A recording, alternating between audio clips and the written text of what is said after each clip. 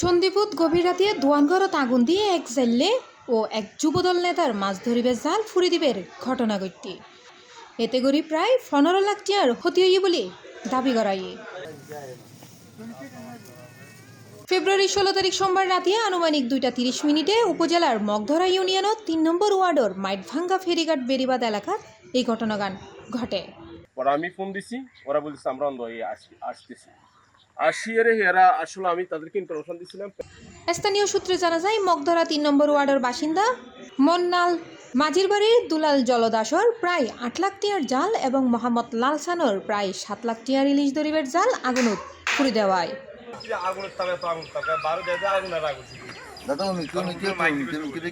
এ বিষয়ে লালসান হয় পূর্ব শত্রুতার জেরে এই ঘটনাগান ঘটটি বলে তারা ধারণা। খবর পায় সন্দীপ থানা পুলিশ ঘটনাস্থল পরিদর্শন করেছে এবং ঘটনা হারণ উদ্ঘাটনে হাত শুরু করেছে।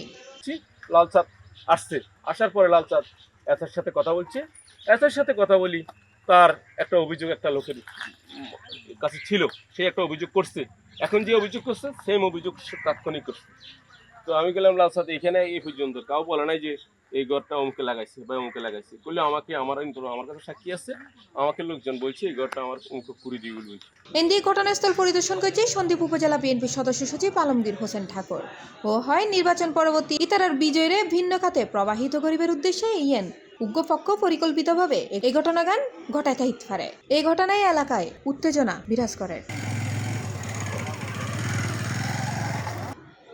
C plus TV, Chittagong.